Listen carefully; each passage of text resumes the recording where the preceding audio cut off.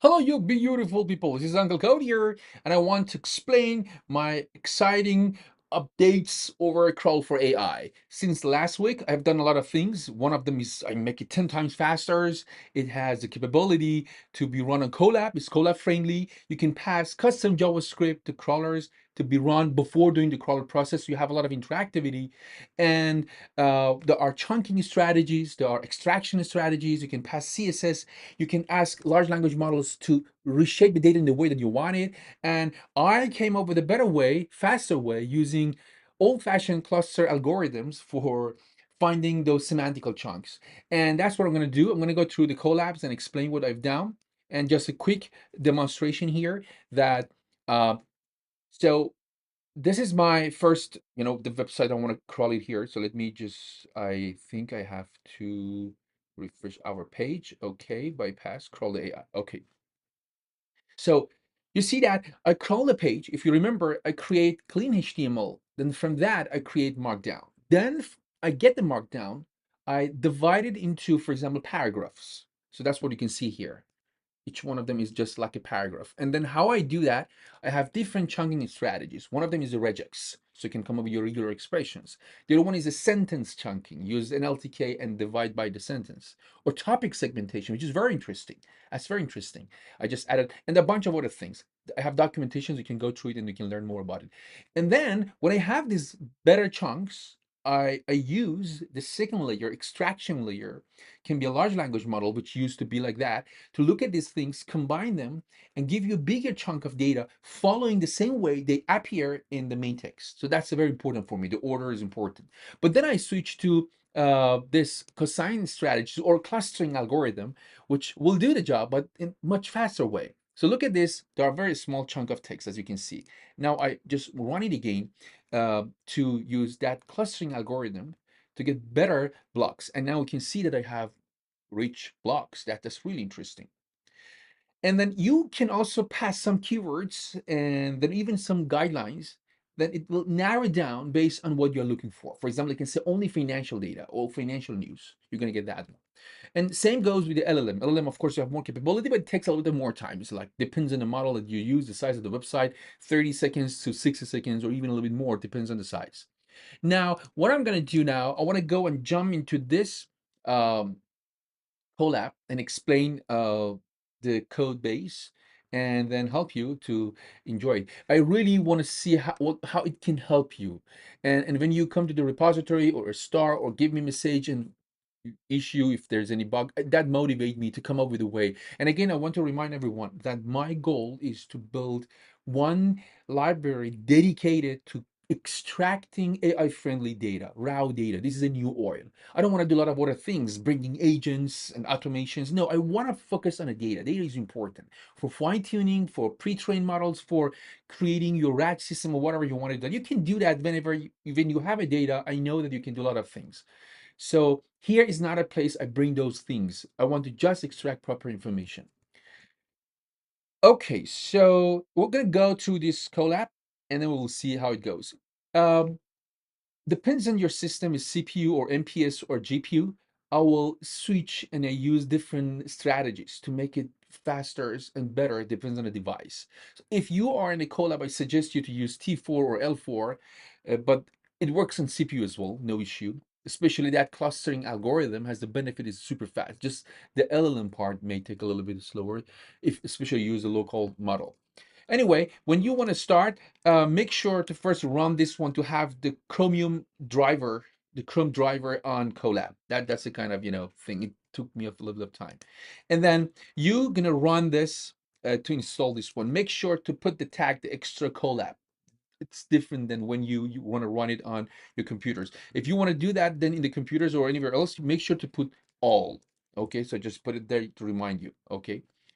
And then when this down, it takes maybe just less than a minute, then you're gonna go to start to do that. I created a command line, a CLI. What it does, it download those models that I use for different strategies. Well, this is an optional situation that you can go for it. If you run this, all the model will be downloaded, will be cached. So when you are using the library, it's going to be very fast. Because if you, for example, use a specific strategy that need an embedding model, then it downloads. But if you do it right now, then the first time when you call that a strategy, you don't need to wait a little bit. But even if you don't do that, the first time you call that one, it download, and the second time it will be super fast. But anyway, it's just here, it download a bunch of models, and then after that it will be okay. For example, depends on what's the I was testing before recording the video on the CPU, so you can see that the text classifier loaded on CPU. But in this case, it's going to be the GPU or MPS if you are running the Mac. Okay, we're gonna start. I'm just but just let me back again to the repository. You know what? You can run it in a very simple way. Just create an instance of the web crawler, okay, and then just run crawler.run and pass the links. That's it. Or you can do something very complicated. For example, let's say we want to go to a page, we want to run a custom JavaScript to click on the load more button, and then we want to pick up some CSS tags and that kind of things. Then it will be something like that.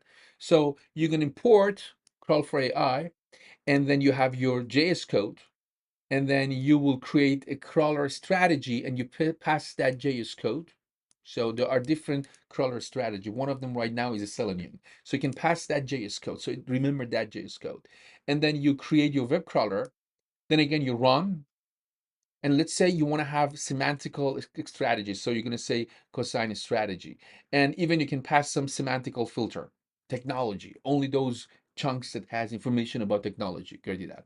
Or you may use LLM extractions to pass OpenAI or any other models or Olama, and then pass your OpenAI, and then you give some instructions, for example. So it can be simple as this, or it can be a lot of give you a lot of flexibilities to do and play around with it. I back again to my crawler. I created this function, which what it does, it just create the web crawler. And I have very important functions, and I suggest everyone to do that. Warm up. It bring up the headless browser in the memory. So the second time when you call, it won't be like creating again. So that's the benefit of it. And I cache, and then I return it back. And I have some helper functions, just print, nothing important. So I create the crawler, so initialize, and then load, warm up the crawlers, and that's it. And let's just start from the very basic usage. Basic usage, as I said, is just you pass this, finish. You just call this, run this, and then that's what you're gonna get it. But by the way, you can pass verbose to this. If you don't want to see those messages, you can say verbose false or verbose true. And also when you call the run, also you can set the verbose false or true.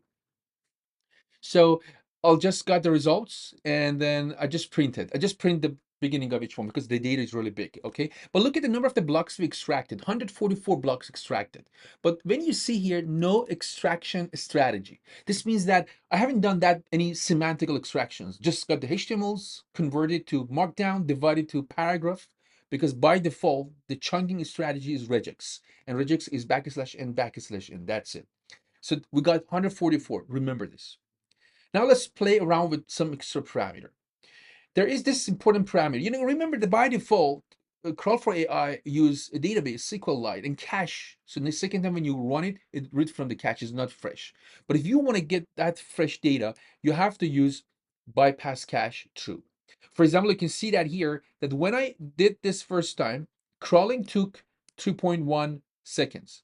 But when I call it and where is the whole things, yeah, but when I call it the second time, it's going to be super fast, much faster, because it's reading from um the crawl. You know, the crawl took just 0.004, so this is not a fresh one. But when you do the bypass through, you get again 1.3. It's like that, has fluctuation. Sometimes the first one is 3 seconds, and the ones depends on the internet speed. So just remember this one. But because the rest of this tutorial, I want to make sure that every time we try different strategies, we get fresh data. So what I've down here, I set always, there's this crawler that always bypass, oh, this should be bypass, cache true. So that's it. Just keep it in mind. I do this purposely because I want to show all the execution. So let's start from the play around with the chunking. By default, you know, you can pass chunking strategy to function run. By default is regex chunking. And then I will show you later where you can find the documentation for all of it. And the pattern is this, you can pass multiple patterns. And then another kind of regex is the NLP sentence chunking, which use NLTK model and then a library, and then divide the text into meaningful sentences. And if you go to when you run this local host, and then soon, within 1 or 2 days, I will run this server on crawl4ai.com. But if you run it locally, you can get the documentation here. You can see, you can go to the chunking strategy, regex. You can see what regex is, the parameters. You can see the NLP sentence chunking. You can see the topic segmentation is very interesting. You can just pass the topic, and it really works. It try to divide it based on topic similarity. So it's sort of clustering. And fixed length word chunking, you give set of the words that you want per chunk, and a sliding window. You can play around, see which one works better. But I'm fine with the regex, and it's nice. So look at the regex, it still is 144. And we got 144 at the beginning because regex is the default. But when I go for the sentence chunking, we got 84. Because the sentence is smarter than just backslash and backslash n, and ignore those things that are not like a sentence, like a name in the buttons or something like that. That's the benefit of it. Then we go for extraction strategy. From this point, fun begins. We want to convert that initial chunks, paragraph or whatever, into meaningful chunks. And there are multiple strategies that I came up with it. One is this LLM. One is the no extraction strategy. The default is nothing. LLM extraction use large language model. The cosine strategy use embedding models and clustering algorithms is super fast, especially on CPU. And topic extraction strategy, which come from that topic segmentation that I mentioned earlier. What are you going to do? You're just going to pass extraction strategy, create the cosine. All these are all default parameters. You can even just ignore it, but if you want to play around with them, you can see how it goes. Again, if you haven't downloaded the models and this is the first time you call this one, it may take a few seconds to download the model. Rather than that, no problem. But look at the number of the blocks. We got 97. So from that 144.7, they shrink to 97 semantical chunks. Now it's relevant, it's useful, it's really good. It's a data good for AI. And you can see that the strategy took 8 seconds. I guess this was the first time. Oh no, don't look at these numbers. These numbers are on the CPU.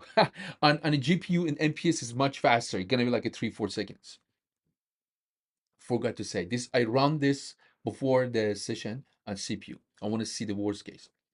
And then what is the second one? Oh, okay. You can pass also some semantic filters. You can pass some keywords because I convert it to the vector and then I bring it into my clustering algorithms. Inflation, rent, prices. And then I got 5 blocks. That's interesting. So I just extracted information about it. And then you can go and you can see all the blocks in the extracted content. So the result is a pedantic model. Result.extracted content, .html, .clean HTML, markdown. Okay, now we go for the next extraction strategy, which is a large language model. And here you definitely must be sure that you have your tokens, API key, whatever you want, and then you must pass it to the model. So it's like what I'm doing here. Just pass the provider, OpenAI, then provider name slashes Grok slash Llama 3, whatever, or Llama, then a slash Llama 3, for example. Then you can see, and also another example is I just passed something. I'm interested only on financial news. So one of the things that I do to speed up is I call this API in parallel. One of the issue I have with Grok is right now the rate limit, but if when soon they release it, it's going to be super fast, you know that.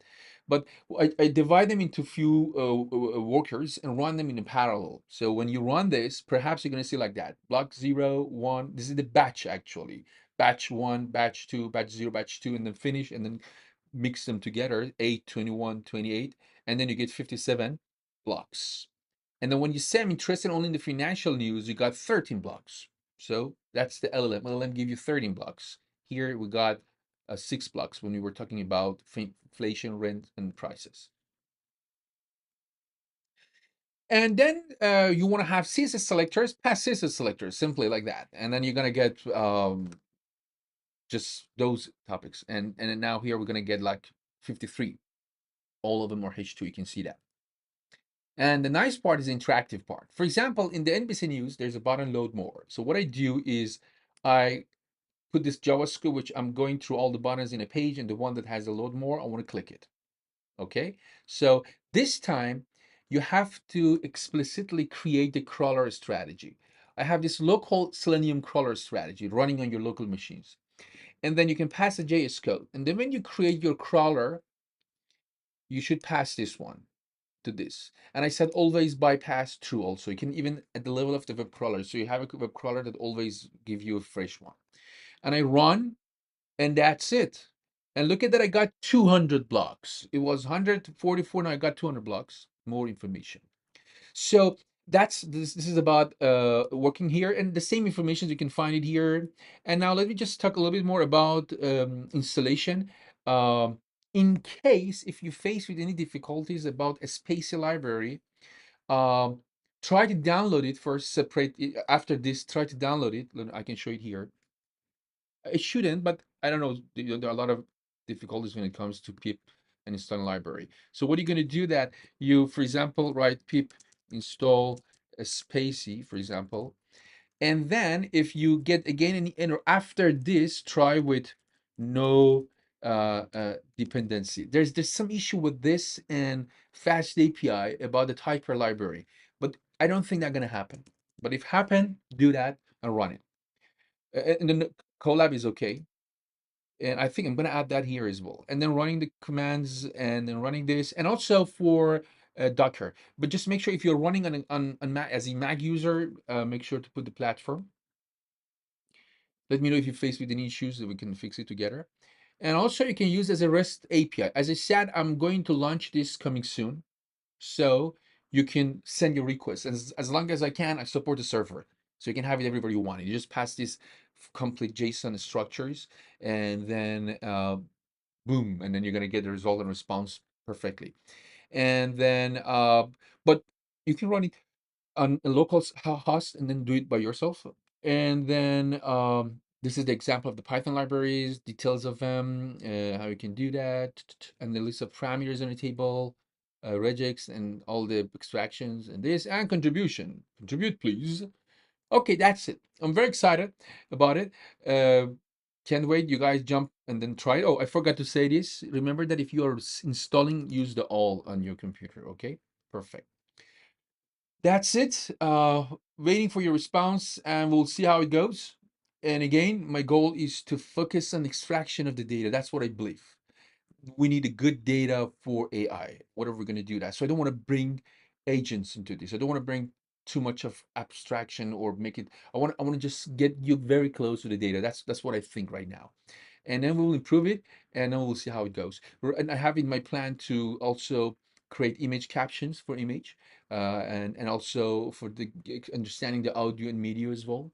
And also I'm thinking of tables and more stuff. So I want to put in the game to get a better data formats, nice markdown, and then nice semantic chunks. And then after that, it's your side. That's it. I'm very excited. I love you all. Please use it, support it, start the repo, and let me know anything you want. And we'll help each others to have a better AI friendly crawler. And that's it. And Uncle Code out.